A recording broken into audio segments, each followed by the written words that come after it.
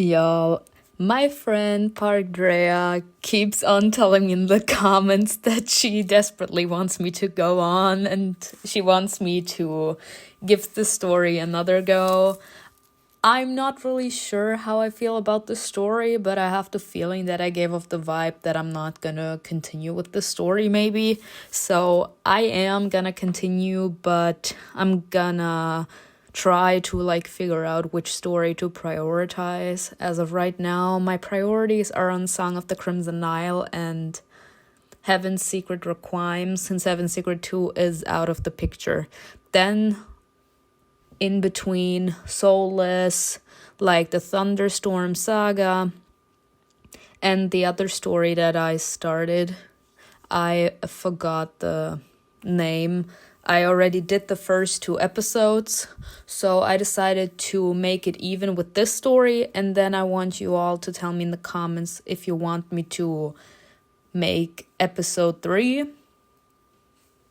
or if you want me to record the other story that I tried with her sister dying. But let's see. Season 1, episode 2. When lifted into the sky and then dragged underground. I remember we were assaulted.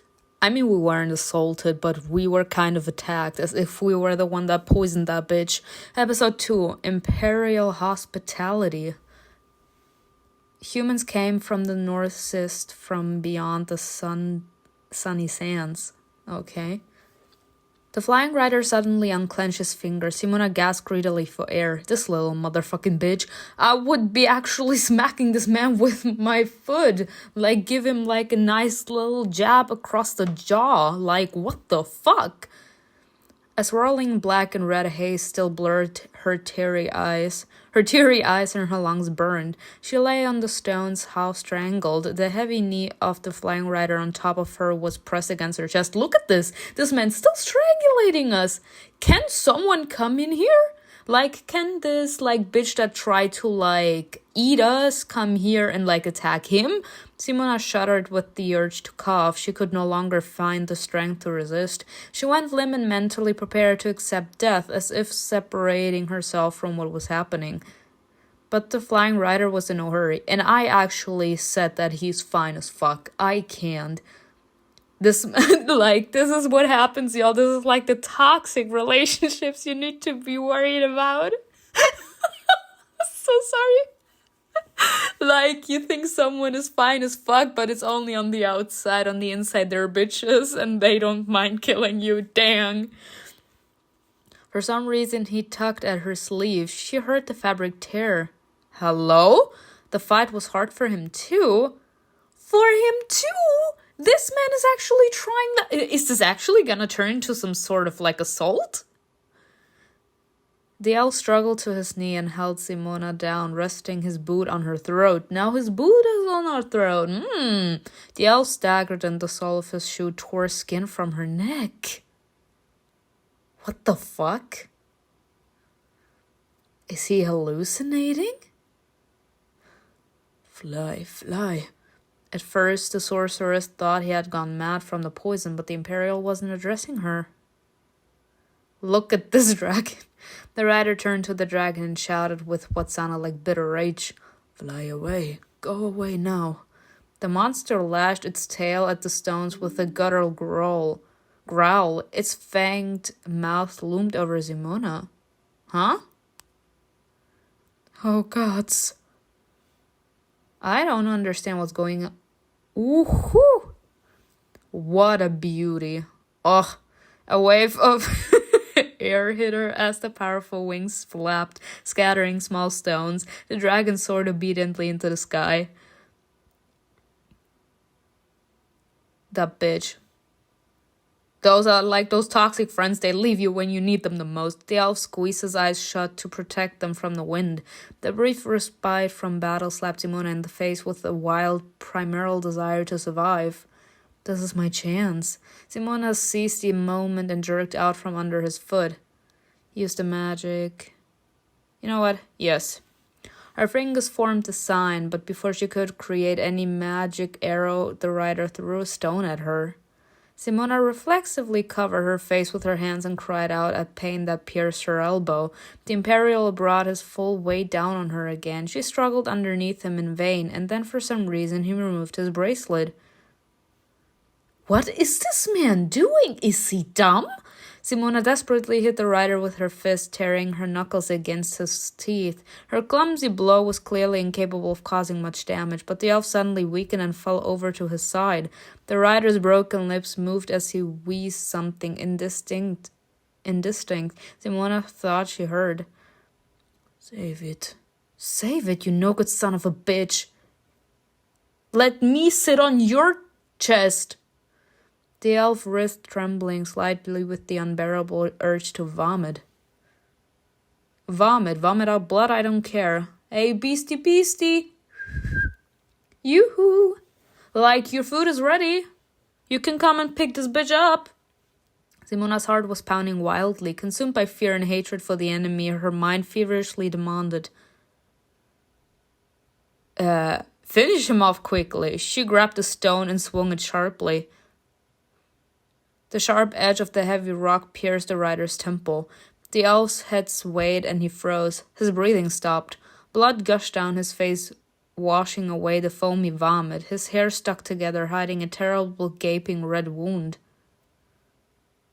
He was such a beautiful guy. He turned into such a bitch, damn. This man actually stopped so that he could finish us off. I can't.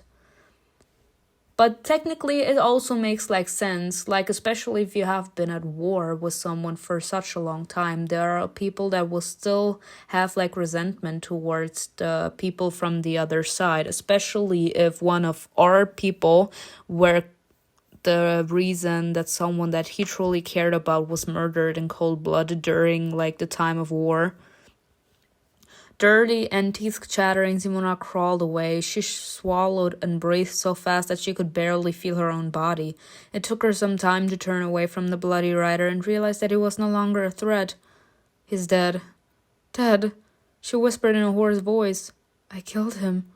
Encouraging herself, Simona clarified. I killed a damned Imperial, like thousands of Asai before me. Her throat was still hurt. A moment later, the sorceress shuddered and examined the sky carefully. The dragon, where is he? He left. He commanded him to leave. There were only mountain peaks and clouds. The winged monster had disappeared. She carefully touched her neck and winced. It hurt. Something else was wrong. Simona looked at her wrist. The bracelet. When did the rider put it on her? Was it the last time he'd wheezed something, or was it just before that? She'd been dying and in a semi-conscious state, so of course she hadn't noticed the exact moment it happened. She found the glass of the unwanted piece of jewelry. The clever little glass was easy to overlook. It was more like a small segment of the bracelet itself, revealed only by two thin hair-like slits. She had never seen anything like it. Simona pressed down and hooked the clasp with her fingernail. Damn it. She tried to twist the bracelet off her arm. How do I take it off? After a minute of fruitless effort, Simona noted a new and even more bizarre fact with a strange mixture of fatigue and surprise. The glass is magical. The bracelet can't be removed. Then again, of course it could be removed. The rider had taken it off somehow, but it couldn't be done without knowing the exact method, and the sorceress couldn't figure it out in the middle of the wild mountains. She looked at the corpse with hatred. There was a distinct mark on the place where the rider had worn the stupid bracelet, the kind that could only be left after many years of wear. Was that the reason you tore my sleeve? And why did you want to kill me? The most reasonable explanation seemed to be that the elf had gone mad from the poison before he died. If he was poisoned, and he was definitely poisoned, why didn't the antidote help? Because not every poison has a cure, or was it too late to work? She touched her throat again and hissed almost like a full curse word. Rodion, and what am I supposed to do now? Simona came to her senses and wiped her blood-stained hand on the stones in disgust. Her stomach cramped. She froze tensely, paying close attention to her sensations. No, I'm not poisoned. I just feel disgusted. After a few deep breaths, she felt better. I need to find some food and a place to hide. She cast a final glance over at the dead elf. May the animals drag your corpse all over the valley.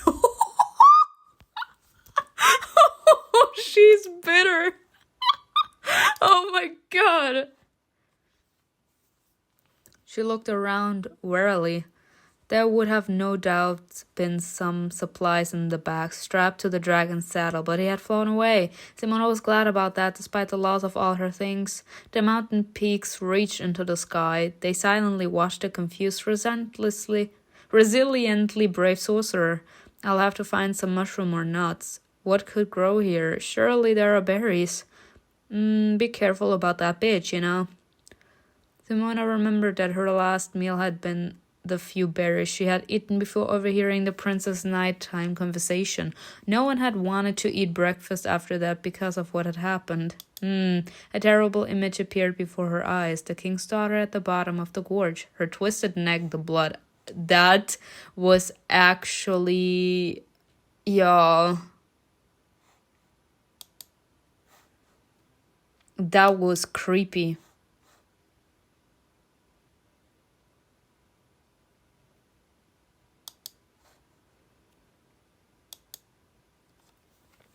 What will happen now? If I keep standing around like this, I definitely won't live long enough to find out. She had no appetite at all now, but she suspected that wouldn't last long. I mean, right now we're just in shock that someone tried to kill us. The adrenaline's still pumping. First of all, they must be looking for us. It's unlikely that the dragon has strayed far from our route. And secondly, it's better to stay away from the corpse. Its smell might attract some predators. That... Surviving in the wild mountains wasn't part of the sorcerer's training, but even a fool would consider her thoughts reasonable. Fighting back disgust and fear, Simona forced herself to check the rider's clothes. A simple red scarf, a bone comb. The only thing that seemed useful was a tinderbox. Simona was lucky. The elf had carried it with him instead of keeping it in his saddle.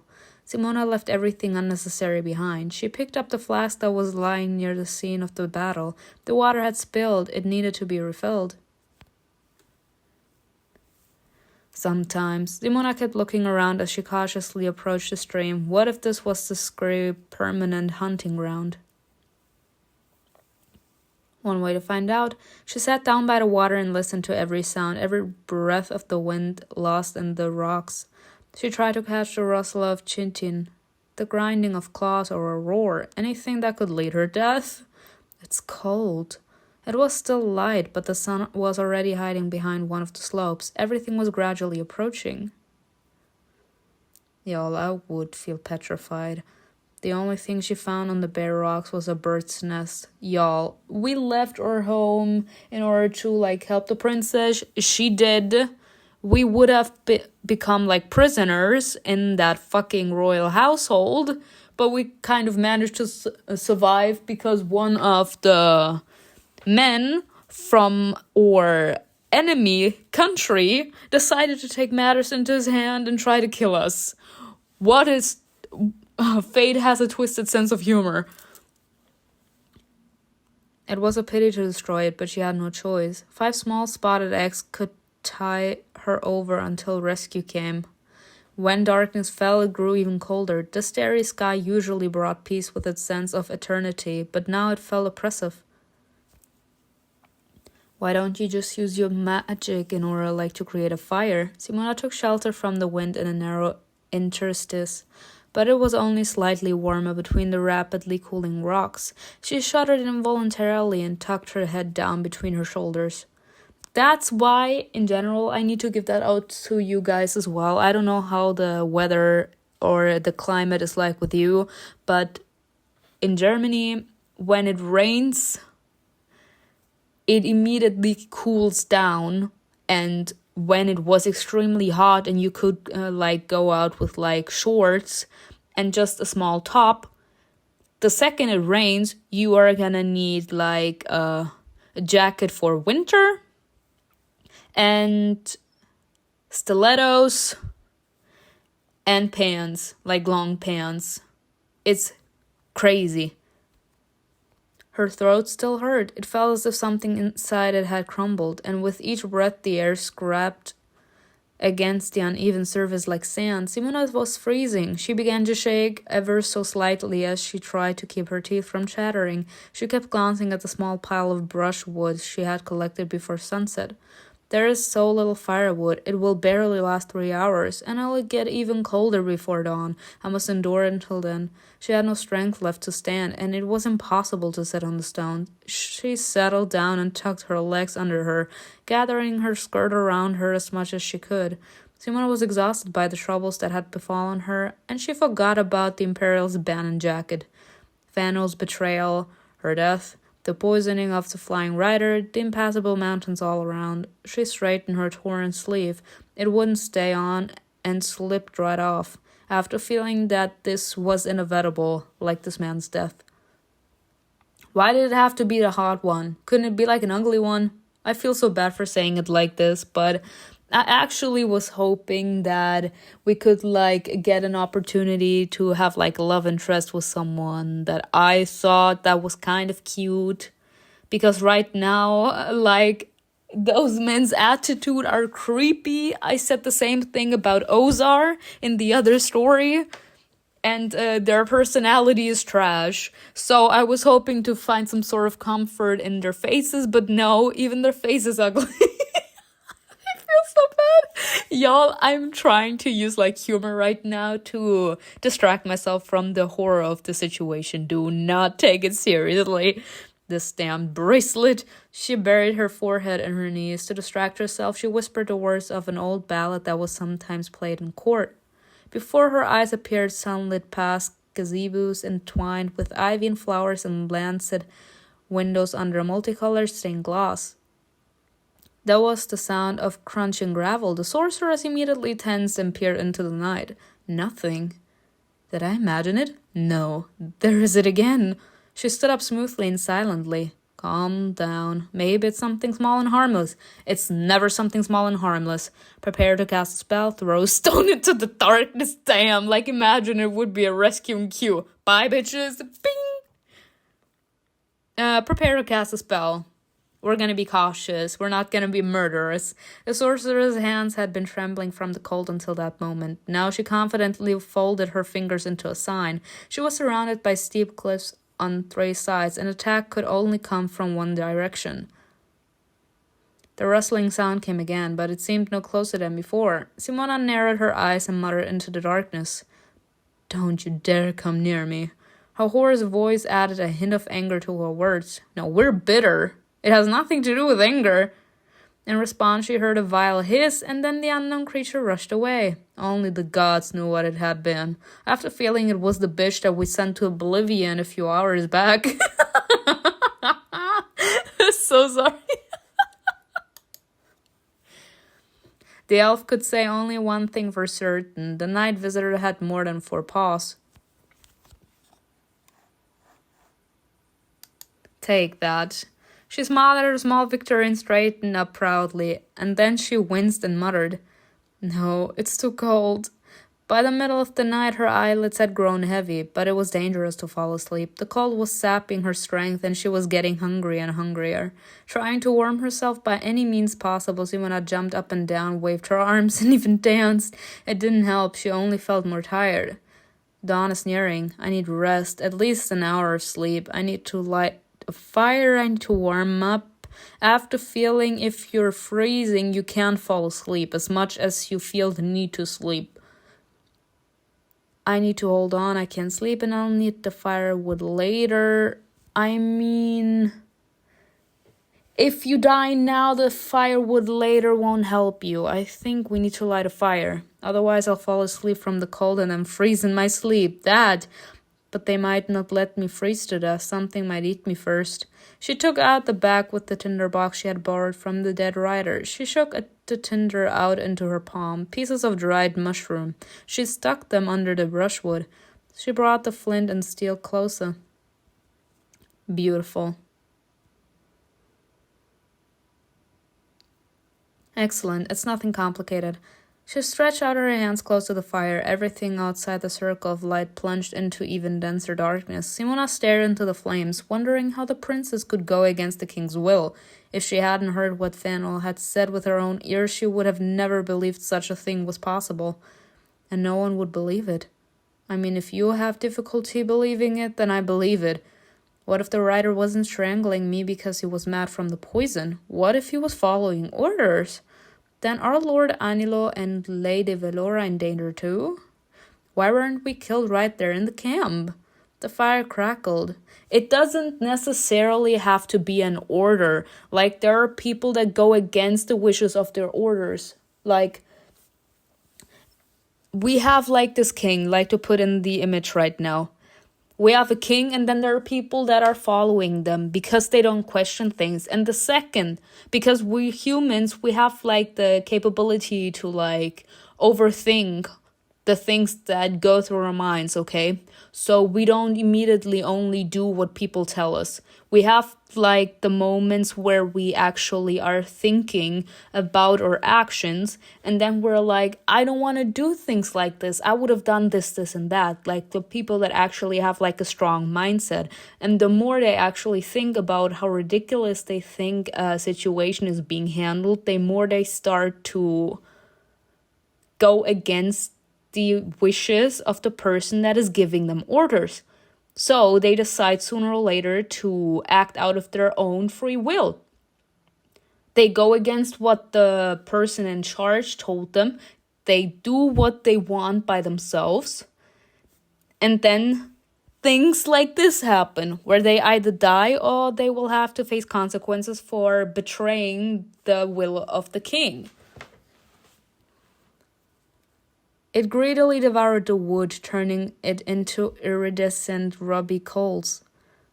That Imperial tried to strangle me. Fanel had spoken to one of the Asai. If I get out of here, who should I trust? Murderers and conspirators. I can only trust myself. It's sometimes better. Simona looked into the flames on the fire. She didn't notice the sky beginning to lighten behind the mountains in the east. Then something flashed in the clouds. The elf's gaze was immediately drawn to an approaching dark dot. Can the dragon sense her? Because of the bracelet, maybe? Simona could never have imagined that she would be happy to see a dragon. A day ago it would have been unthinkable. But now a smile appeared on Simona's face. They found me.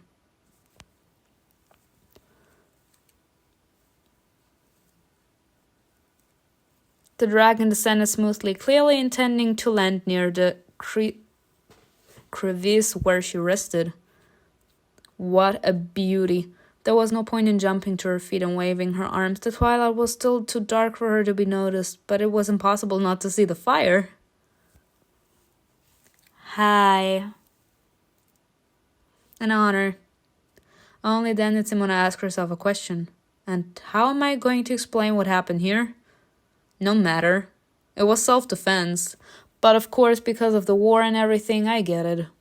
But in my eyes, y'all, the truth will come out sooner or later. If I did nothing, I did nothing. It was self-defense. This bitch tried to strangle me, I strike back. And if he actually strangled us to the point where we actually were gasping greedily for air, I mean, he was strangling us with his hands, then he was actually putting, like, his knee on our chest. We would have scars, like some sort of signs that something like that happened. So we would have proof on her body. As expected, she didn't recognize the dragon that landed on the ground. What a beauty. But she knew the rider. Huh? Lord Ganache. She rose to meet him. The dark elf approached her quickly. Oh, wow. Lady Vetri, are you hurt? It's actually surprising that they actually noticed that we are gone and that they decided to come back. I mean, if they're petty bitches, then okay, but, like, the fact that they actually said, nope, one of them is going back to get her, wow. No. His gaze slid over the stones around them, then stopped on the bracelet Simona was wearing. Lady? Lord, the flying rider I traveled with is dead. Your flying rider tried to kill me. How are Lady Velora and the ambassador? I'd like to speak with the prince. Honestly, both of the Red Raven options are hilarious. Me. Like, honestly, your flying rider tried to kill me. We're, like, being accusative. Like, bitch, what the fuck did you think you were doing? And the last one is just sass on a whole nother level. We're like, bitch, I want to speak with the boss. Because Apparently, those bitches that are supposed to fall in line don't know how to listen. They don't know how to do their jobs right. I like to speak with the prince. At this point, oh, the feeling is probably mutual. Uh-huh! But first, his gaze fell pointedly on her hand. Where is the owner of that bracelet? Dead. Lord Charnes was in no hurry to demand an explanation. After a short silence, he seemed to come to his senses and said, You must be hungry. 1 second. Huh? He went to his dragon and returned with several lenient packages. What the hell? There's cheese, nuts, and dried fruit. Help yourself.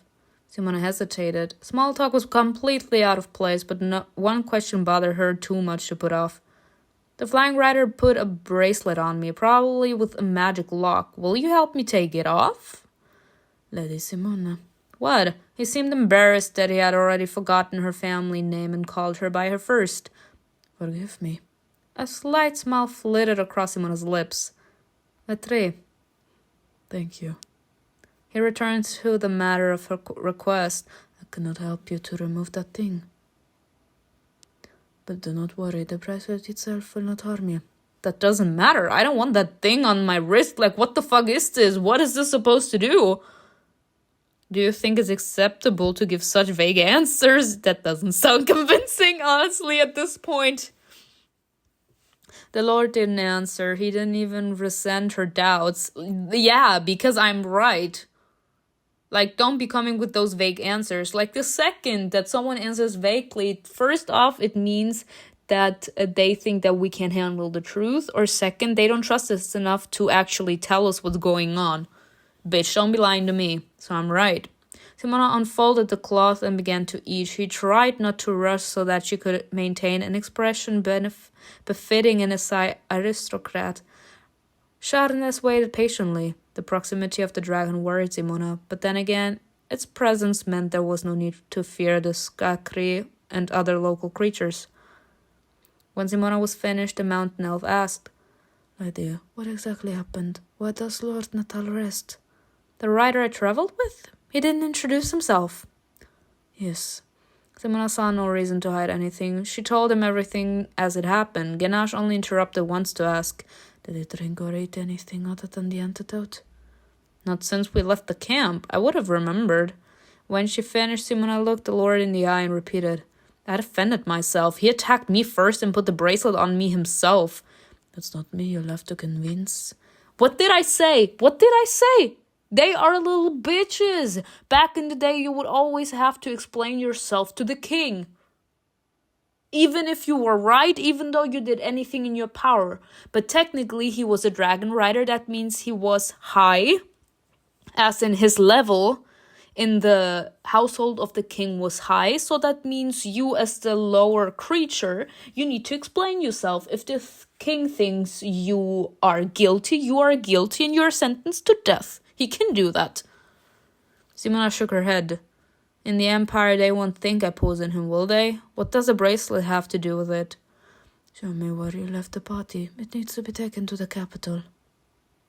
The dragon arched its neck to sniff the new cargo. I'm sorry. If you actually give me the feeling that I'm gonna be sentenced to death, there's no way in hell I'm going away with you anywhere. The flying rider whispered something to the winged monster, and it turned away reluctantly. Ganache remarked without a trace of politeness or delicacy, You look awful, lady. Thank you. What an honor. Then he handed her a small wineskin. It's spiced wine. It will help you relax a bit. Or poison me. I'm fine, Lord. Ganache smiled slightly. Drink it. It's not poison and you'll feel better. He knows my thoughts. Simona took the wineskin. Do you find this funny? He does. You have a strange sense of humor. It's fortunate that the only thing you find strange about me is my humor. Simona narrowed her eyes, trying to figure out if he was hinting at something, but she didn't pursue the subject. Sometimes it's best not to question things, and at this point we need some wine. Then Charnes helped Simona into the saddle. It turned out to be much more comfortable than the first one she had tried. We're going to fly fast, so you need to buckle up. Can you handle it, or should I do it myself? Is he a love interest? It would be better if you did it. At this point, just do it. He would do whatever it takes in order to keep us alive, only so that we could actually beg and lick the ass of the king. He has more experience after all. Den blir spread your arms.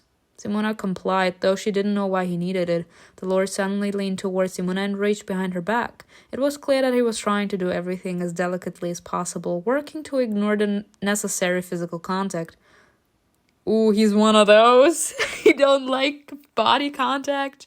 Oh, I love to break down those men's defenses. But the accidental embrace made them both feel awkward. She felt his warmth and caught the faint scent of some kind of incense. Charnet's voice was almost next to her ear. The belts are tied together. Simona touched her cheek to the leather jacket on his chest. She replied with an exaggerated aloofness. Of course, everything is fine, Lord. Oh! Again, y'all. Everything is fine, Daddy. As Ganache fastened the safety knot around her waist, Simona carefully looked around. It was as if being face to face and looking into his eyes would be too intimate. That's it, we can fly now. Excellent. Their eyes met, defying etiquette. A moment later, they both looked away again. What is with all this intensity? The dragon shifted on its talons, turned around and sniffed at the elf. What? Quite. Are you ready? I suppose. Why was this man sniffing us? What did I do? Simona fell asleep right in the sky. She said, bye, bitch. I can't. No, she hadn't stopped being afraid of the dragon. She didn't feel safe, but her fatigue was stronger than her fear. She slept through the flight to the Empire's capital and didn't even wake up when they landed. Perhaps her injuries and the wine were to blame, but Simona didn't even feel it when Charnes so Ganache pulled her out of the saddle. Through the days of half-sleep, she seemed to hear hurried footsteps in the voice of the flying rider. No need, I'll do it myself. Send for a doctor immediately. Why do you think I need a doctor? Like, honestly, this is like the thing that gets on my nerves. Why do you think I need a doctor if you deep down actually kind of think that it's my fault that this bitch is dead? But Simona could not vouch for the accuracy of her memories. It could have just been a dream. The elf opened her eyes only when her head swayed and a sharp pain reappeared in her neck. The Imperial was carrying her in his arms. Oh my god, look at this. Look at this picture. She didn't have the strength to express her displeasure. She closed her eyes again. She didn't try to examine the corridor she was in. Her body must have gotten out of the habit of comfort. Once in bed, Simona immediately woke from her sleep. Lord Ganache? We're in the Imperial place, Lady Vetri. These are the chambers prepared for you. You carried me here? Yes. Rest. He seemed to consider for a moment whether to finish his sentence. You will need strength. I will need strength for what? You know for what. And what about the others? Who decided that I would ride with Lord Natal? And when will they take this bracelet off me? At this point, y'all, I would have to go with the last one. But at this point, no, you know what? I would like to ask who decided that I ride with him. But I don't think if he acted on his own accord, I don't think that it would have told anyone. So when will they get this bitch's thing off me? They will deal with it later. Honestly, I love this man's coldness. I'm sorry. It's because of the fact that I can just read everyone. Someone that immediately shows every single emotion. I mean, I did say I appreciate honesty. Be honest with me. Tell me how things stand and I'm fine with that. But I feel like because of the fact that I have been through such awful things, I kind of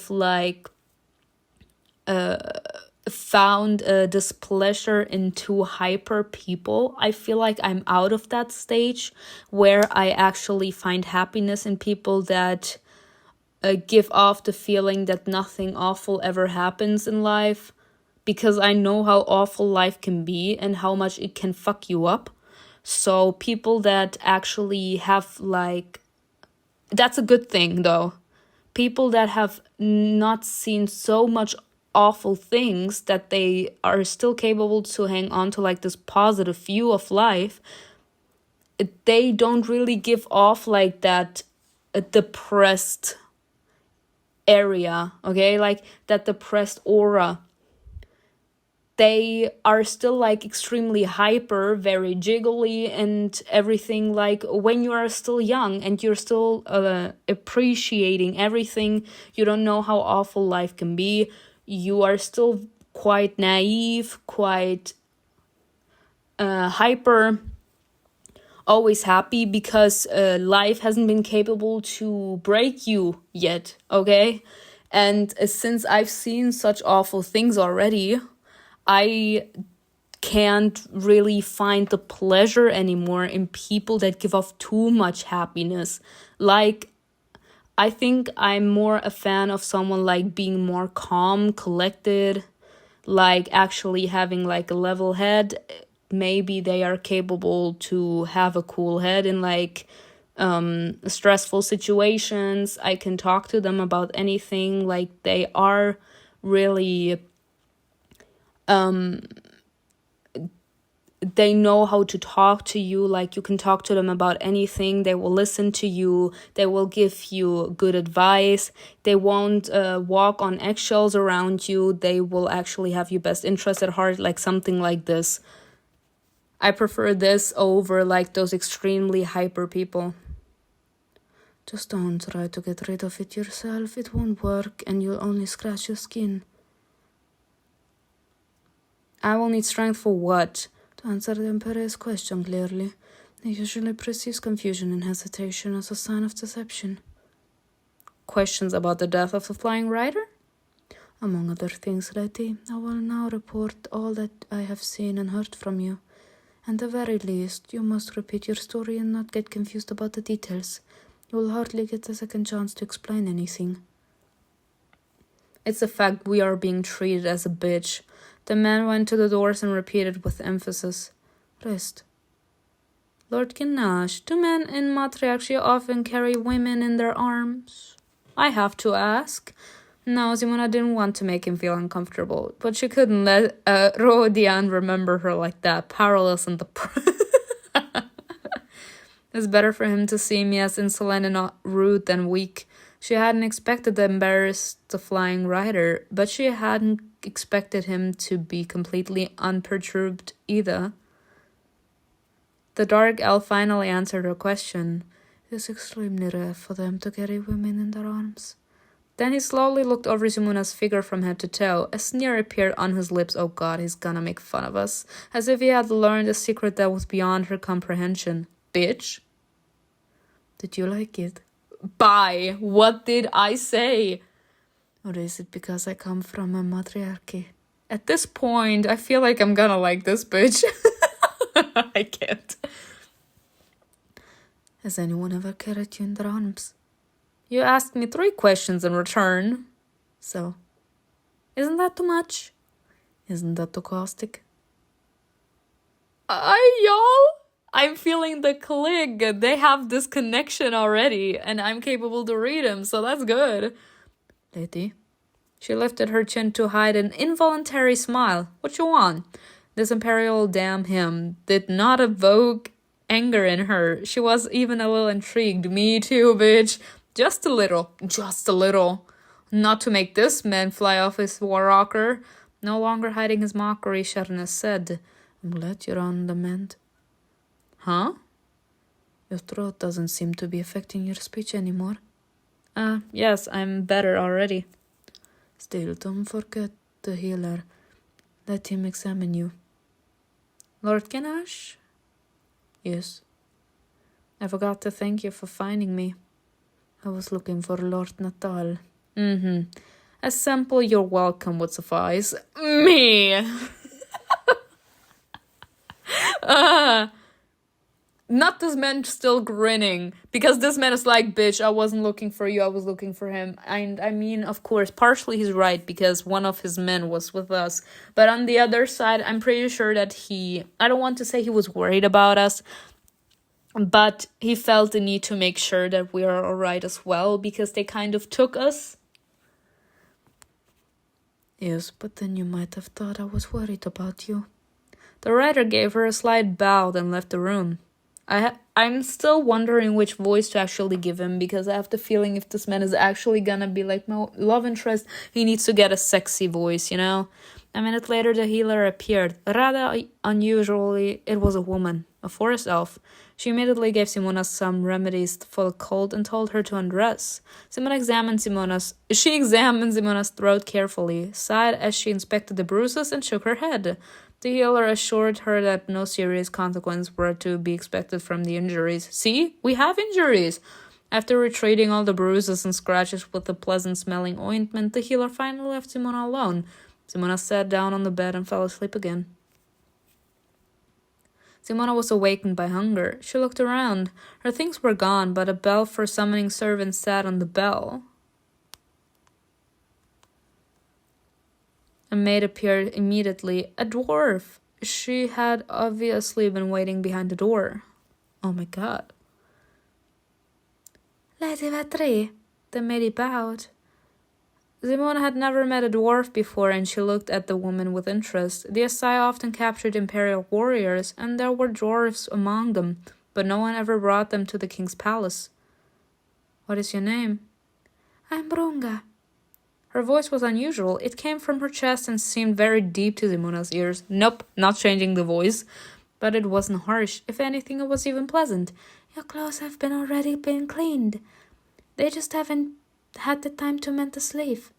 Brunga pointed to the closet. But there are the dresses prepared here. Would you like to get dressed? Yes, please. Should I serve dinner? Yes, that would be most welcome. Wait, dinner? How long have I slept? Brunga bowed again. It is almost midnight, Letty. Simona narrowed her eyes. Tell me, where are the other guests from Asai? Are there rooms nearby? My apologies, lady. I know nothing. Simona didn't believe her, but there was no point in insisting. Brunga helped Simona tidy herself up, then she went to get some food.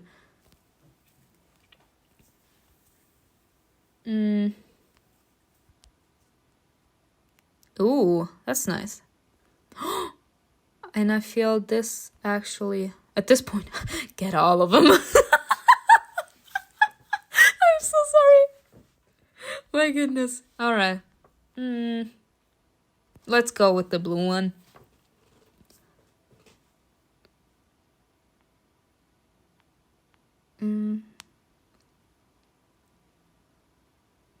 Get all of them. Y'all, I'm so sorry. I just had to. Alright, let's see.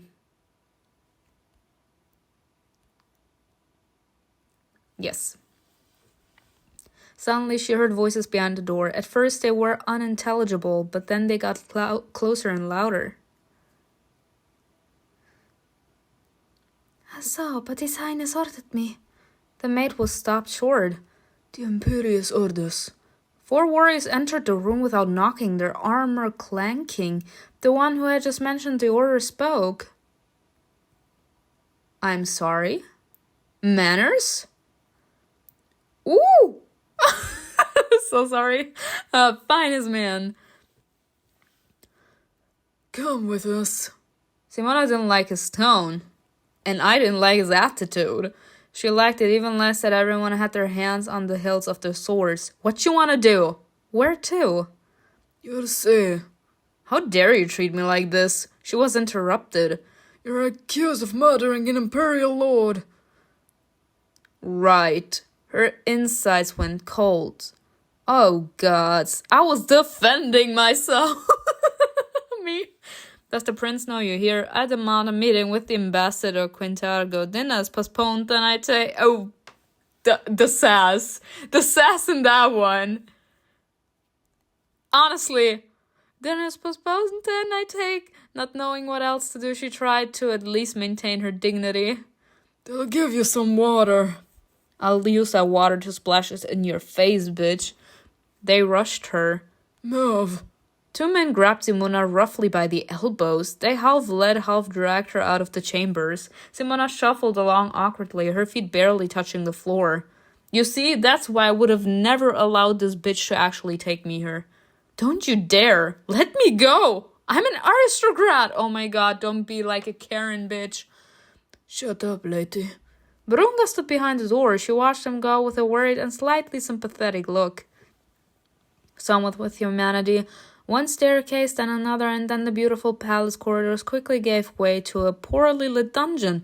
A palpable dampness wafted from the dark walls. The journey from Simona's temporary chambers to the prison cell took very little time. Without ceremony, she was pushed into a cell. The heavy iron-bound door slammed shut with a bang. Damn. An order from the Imperior, huh? She grabbed her head with her hands.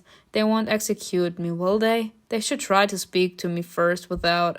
Her lips went numb at the thought of the kinds of interrogation methods they might use. I'm sorry, at this point, if they would actually have me, undergo so many awful interrogations, the ones we saw, in Heaven's Secret, I would take the first knife I see. Because, fuck no. There was some straw on the side. It looked dry and fresh. There was also a small hole in the floor in the alcove by the door. And other than some shackles, there was nothing else of note. It's pointless to count on the ambassador and Lady Emilia. They might well be in the neighboring chambers. I must think of something, but what? She didn't have to be alone for long before the bolt clanged. I would spit in the face of the first person I see. Because the fuck? You first actually took the audacity to take me with you as some sort of hostage after the princess died on your ground. I defend myself because a bitch of yours tried to actually have me murdered. I have marks on my body that prove it. And then the first thing you do is actually have me ordered to be brought into the dungeon after I arrive here. The fuck?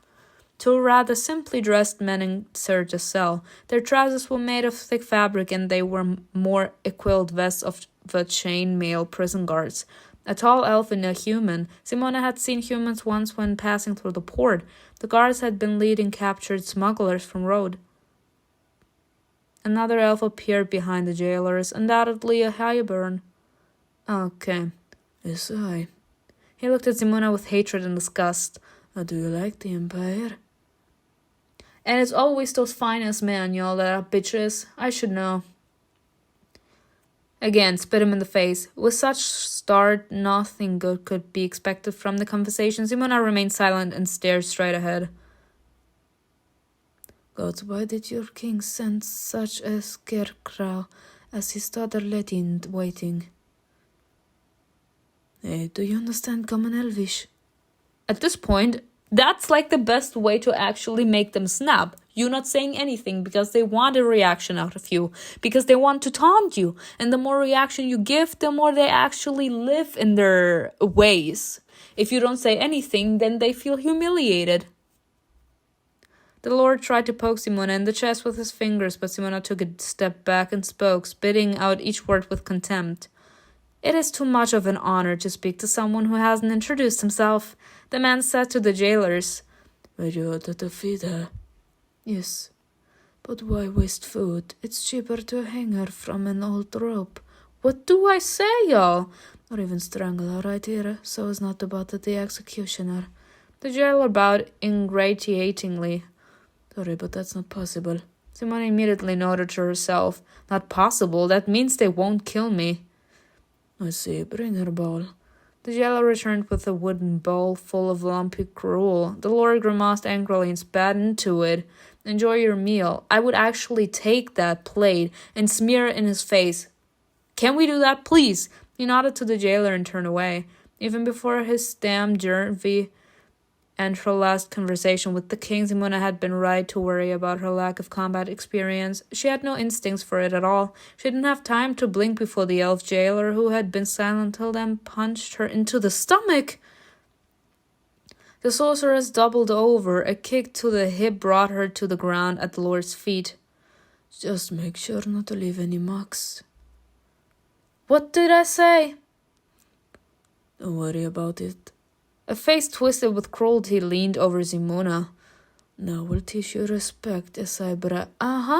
He couldn't finish his sentence because Simona would not be beaten with impunity. She rose abruptly and elbowed the elf between the legs with all her might. Now it was his turn to double over. You bitch. No. Simona had already folded her fingers of her other hand into a sign.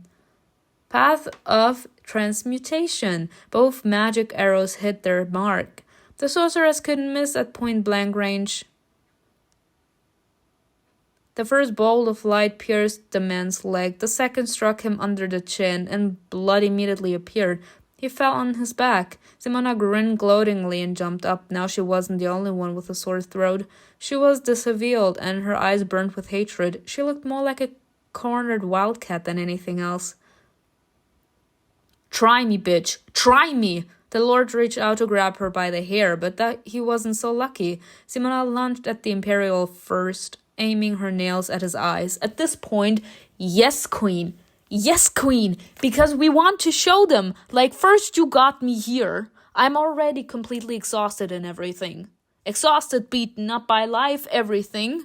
So I'm already at my lowest. And now you come in here actually giving orders that this man is supposed to beat up a woman. Like, they don't even have the decency back in the day in the Middle Ages. Middle Ages and the medieval times.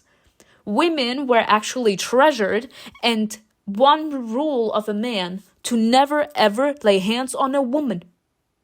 Never ever. Those were the rules of the medieval times. This bitch actually out here, while another lord actually carried us to a nice chamber, this man had us dragged into the dungeon and had someone order to actually beat us up to leave like no sign. The fuck? He barely managed to dodge. 3 deep scratches stretched from his ear to his eyebrow. Oh, yes! He screamed and pressed his palm to his bloody face. At the same time, Simona was hit in the back of the head. Then again in the solar plexus. Simona opened her eyes and struggled to get air into her lungs. Her chest was burning. She really wanted to bend over and curl up, but they wouldn't let her. The jailer standing on either side of Simona held her arms tightly and pressed her against the wall. She looked at the Lord as his gaze pierced through her and whispered through the pain. Did a relative die in the war? Poor thing. They're probably rotting somewhere in our mountains. A vein on the Lord's temple began to pulsate visibly from his pent-up rage. Shut up. Simona felt very bad. She understood that she was provoking those who had power over her, but something inside her, something she barely recognized, wouldn't let her stop. That's why you came to beat me up. Are you taking revenge on Asai? Not with weapons in the field, but like this in a cell. Imperials. Love this. I understand the way she is trying to sell this out. The Lord touched his temple and winced. Scratchy bitch, are you all like that on the other side of the mountains? Like animals? Bitch, do you even see what you're doing with me right now? You're an animal. What would he say? And on this side of the mountain, people seem to be worthless cowards. You didn't dare come alone. You're afraid to leave me with visible bruises. You reek of fear. She tried to put as much disgust into her voice as possible. Even worse than your unbrushed teeth. Oh, cool. You let him know. The elf clenched his fist. Simona forced herself to grin. Are you going to hit me again? Then I would advise that you put me in the shackles. Or I'll rip your throat out, cowardly weakling. The man grinned nastily and walked over to her bed. He stirred the straw with the toe of his boot. Again. The bowl, the water, in his face. Here, so that it won't be so dry and itch as much.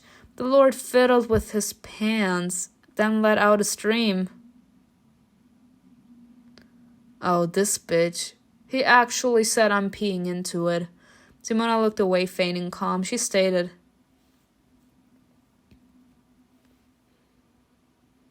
You've lived so many years, but you still haven't learned to hold your bladder until you find a toilet. When he finished, he stood before the sorceress again and looked into her eyes. Welcome to Rod, Lady Vetri. And then Simona suddenly realized who he reminded her of. Lord Natal? Yes, the flying rider you killed was my brother. Oh, you poor soul. This bitch tried to kill me. I killed him first. That's what happens. The elf grabbed her by the hair and slammed the back of her head hard against the wall. She went limp in the jailer's arms. They let go, and Simona fell over onto all fours. The cell swam in her vision. The voice hissing in her ear seemed to come from underwater. Even if they let you out, whore, I'll get you. Simona raised her head and looked up at the Lord. If he is your brother, I did not kill him in vain. Looks like a rotten blood runs in the family. Period. Strike! The cell flipped upside down and plunged into darkness. Okay, my head hurts already and I haven't come up with anything smart yet. Simona opened her eyes and slowly sat up, leaning her back against the wall. She felt the back of her head. A bum, and my temple hurts. How many times did they hit my head? 2 or 3?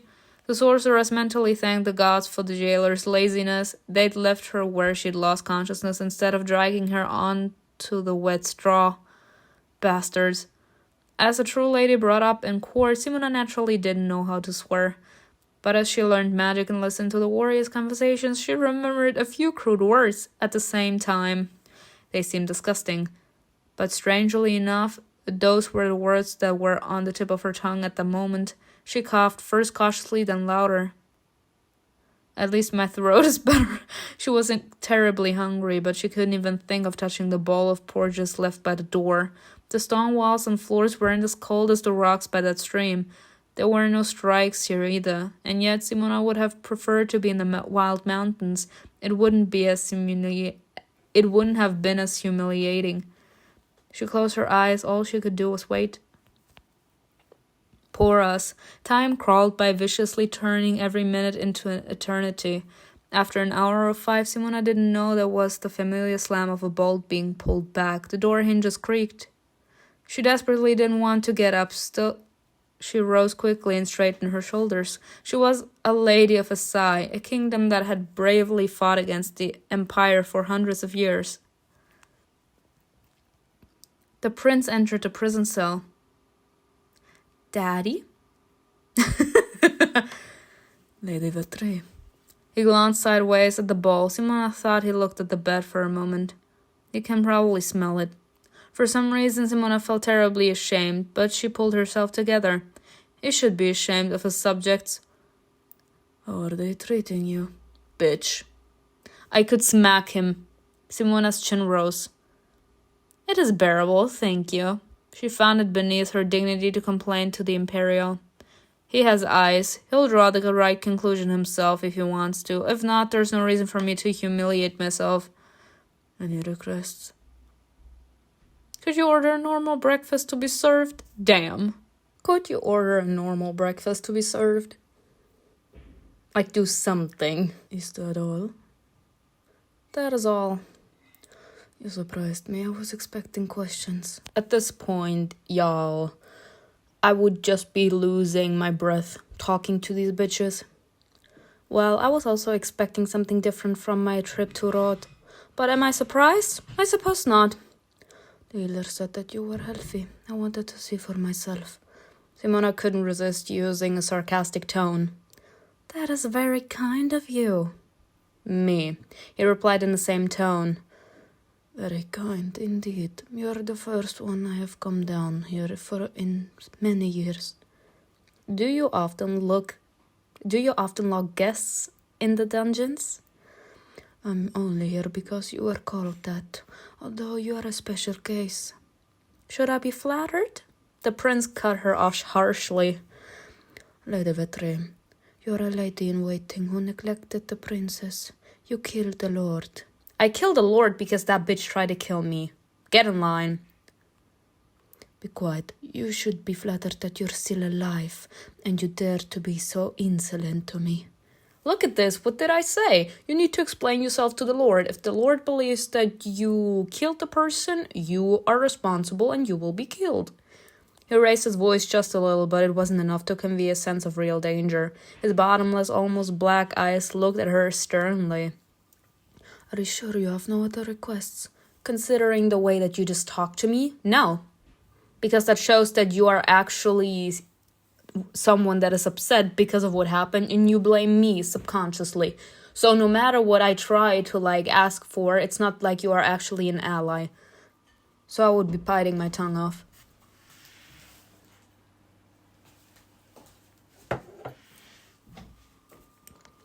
Simona scolded herself for the umpteenth time for her lack of restraint. She felt that she had crossed the line, so she thought carefully about her next words.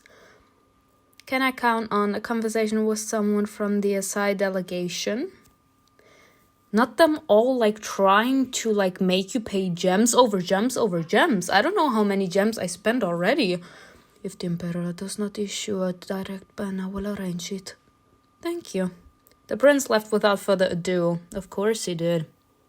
You pay 44 gems just for them to actually take into consideration that you can talk to someone from high order. I am actually wheezing. A few minutes later, other prison guards came in abruptly, replacing those on duty during the night. They brought food, raked out the dirty straw, and even washed the floor, which must have been a rare occurrence here. Simona watched their meticulous care with indifference. In turn, they tried not to look at the prisoner. The rather sumptuous dishes looked ridiculous on cheap plates and in the absence of a table. Then they brought her a long white bench, quite suitable for a bed, and a thin blanket. It was not a bed of down, of course, but neither was it a heap of straw dumped on the floor. Valora appeared as soon as Simona had finished breakfast. Thank the gods you're safe. I wouldn't actually consider myself safe, considering the fact I was beat the fuck up while you were actually capable to sleep in a bed. The sorceress smiled happily. She couldn't describe how nice it was to see at least one of the Asai. I wouldn't be happy at all. I would kind of feel resentment.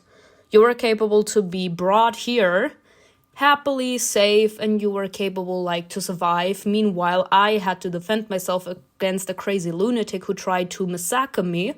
Then I was the one that managed to survive, and I'm the one getting beat the fuck up, even though he was the one that tried to kill me first, and it was self-defense. Lady Emilia, we have been allowed a very short meeting.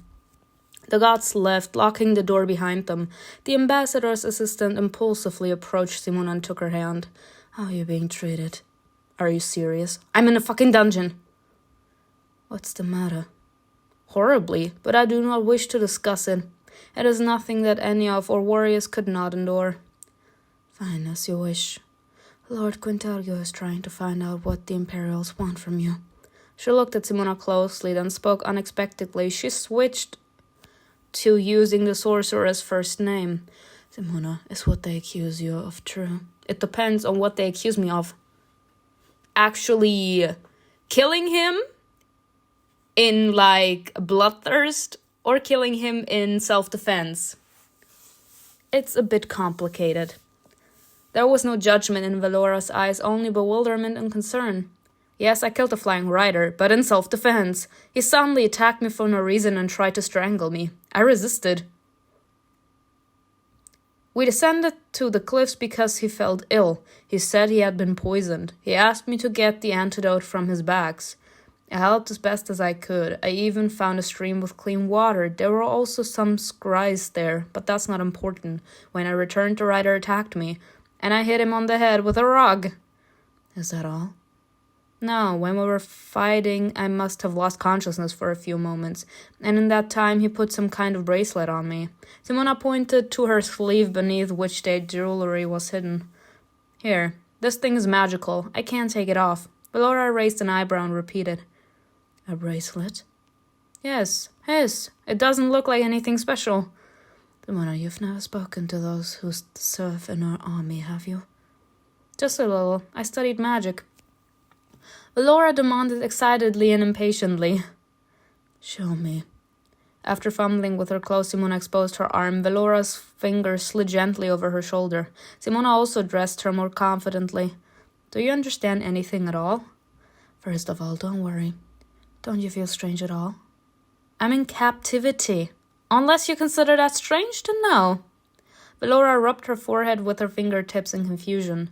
It looks like the place has a direct connection to dragons.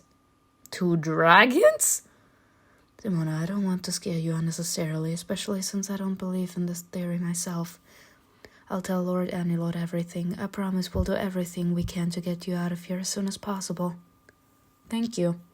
Lady Amelia. Simona. My condolences. Velora's face grew icy and impenetrable. She only nodded silently in response. Will the war continue? For now the truce is in effect. It is hard to say how long it will last. It is unclear who killed Fenuyel, and only the gods know what decisions the Imperial will make and what agreement will be reached with the king. And then there is the matter of the writer.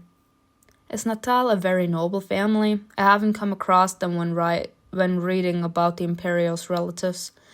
Not noble, but rich and influential. Damn it. How is Tennerly doing? She's not in a cell, so think of yourself.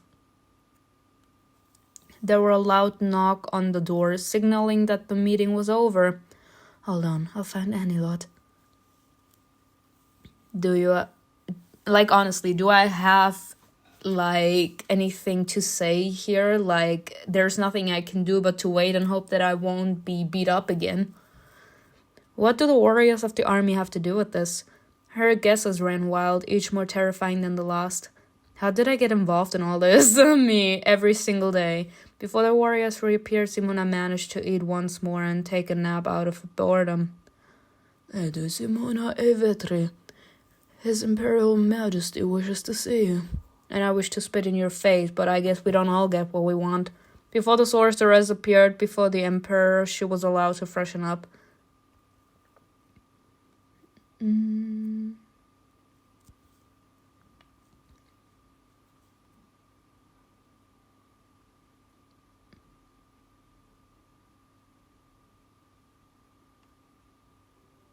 Okay.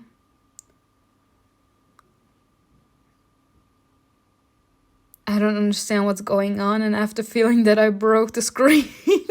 What is this?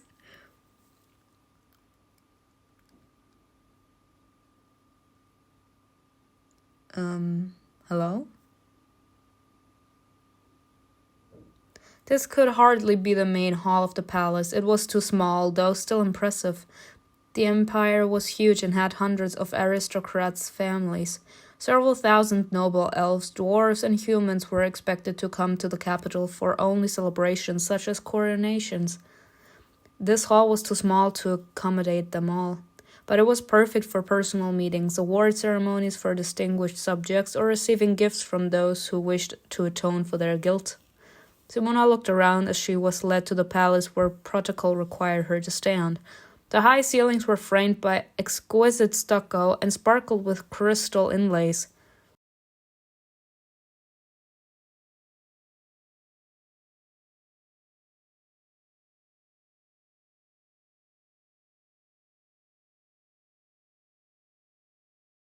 The sun streamed in through huge windows covered with heavy curtains. The rays reflected off the silver candelabra, making them glow.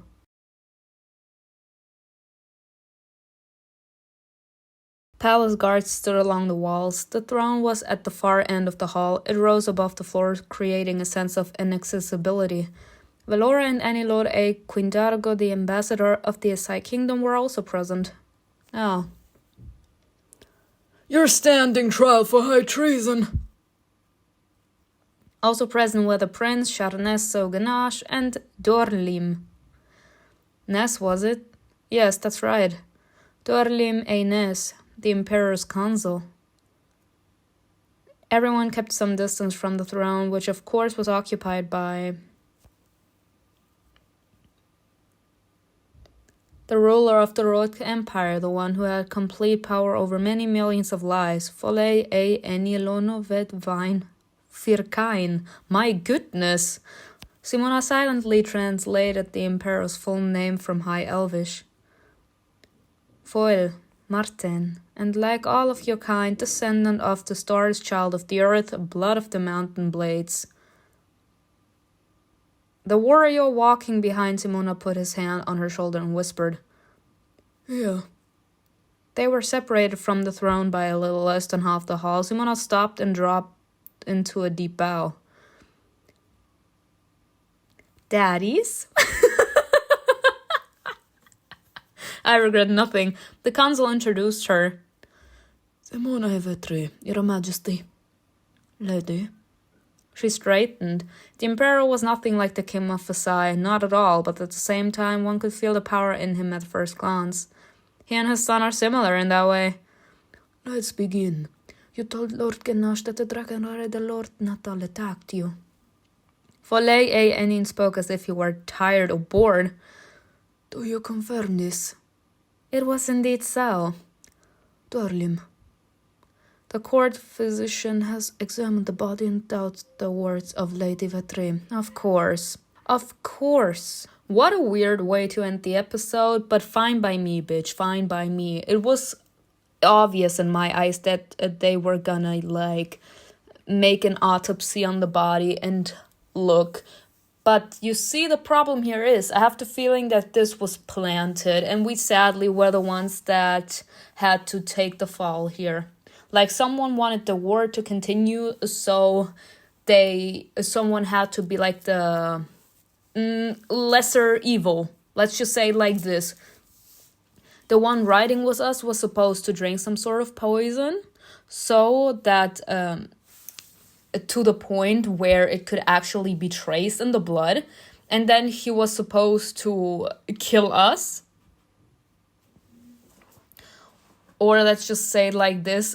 It was the plan to provoke us to that extent that we would kill him, and then because we are from different countries, from different lands, and since in his blood the poison could be traced, it would be like us actually not being okay with the war being over, us still being hostile, etc. And that would be another reason, for those that are extremely paranoid, that the war should continue. So, fuck all of them, but we will see what the next episode will be like. Again, please tell me in the comments if you want me to upload the next episode of the Thunderstorm Saga or the other story. Again, I forgot the name, I'm so sorry. Because as of right now, I feel like both of them have potential, so I would actually want to give both of them the benefit of the doubt and continue them both. At least the next episode. So, for those in the comments, let me know which story you want me to read next. I hope you enjoyed this video with me. Tell me in the comments below what you think was best, and I will see you in another video. Bye.